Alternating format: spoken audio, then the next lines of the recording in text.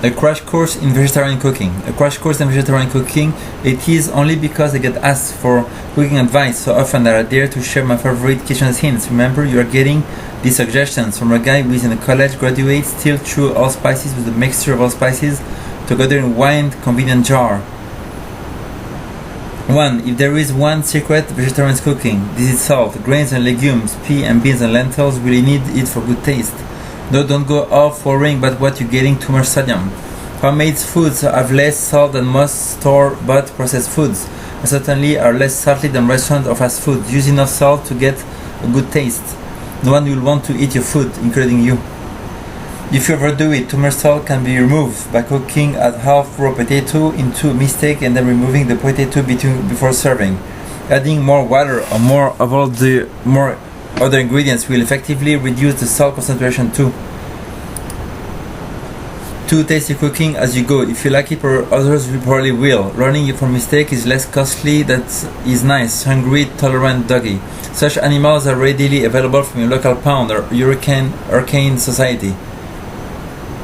Believe me, anything you were previously thinking of tossing it out is far better than the stuff that goes on with most commercial pet food.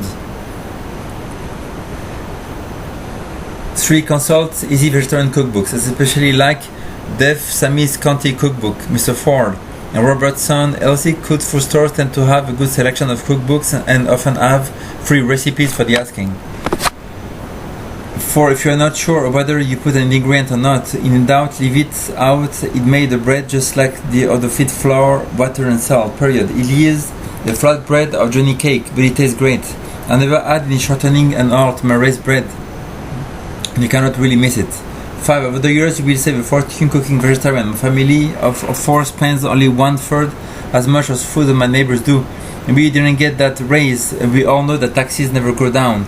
We have maybe to make money for getting healthy. In my 18 years marriage, my son conservatively estimated that simple eating saved us over $45,000. Start small, but when you get experience to cook a big quantity, a big pot of soup will feed you a week. Keep it smaller, meal-sized container in your refrigerator.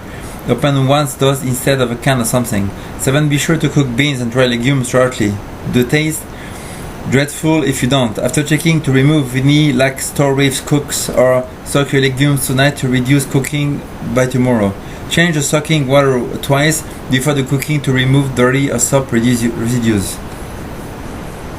8. If you are not sure to baking the whole wheat flour, work it gradually. Start with 2/3 white unbleached flour, 1/3 whole wheat. Then try half of that. Over time, you can increase the fraction of whole wheat so subtly that no one will hardly notice. 9. Baking with 100% whole wheat. Any other whole grain generally requires more leavening and more cooking time. Pull up a chair at the oven and check from time to time. 10. Baking with honey requires less liquid because honey is one. Honey tastes sweeter than sugar. So 2/3 of 1/2 is much honey is enough. 11. To stimulate your cooking, assume that you should keep less food in the house. The more convenience crutches you have, the less you work with self-reliance. Stock up on grains and legumes, being dry, and keep a long time in glass jars or plastic bags. We sell some herbs and spices and of course fruits and vegetables. You are 90% better and yogurt have a part of your menu. We need not to be some. Tofu, bean curd, tempeh, sprouts, or seed sprouting honey, molasses, and fruit juice will fill your cheap diet. We are most creative in the kitchen when the pickings are slim. 12. The above statement is more subversive than it looks. Food stamps and other one-man programs encourage spending.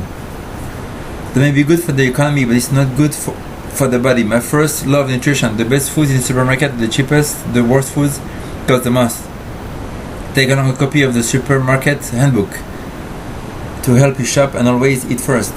30. Do not fret if you succumb to a Big Mac attack on wolf down the occasional box of chocolates. To me, it is not a matter of life and death if you have a turkey at the holidays. True, it is to the turkey.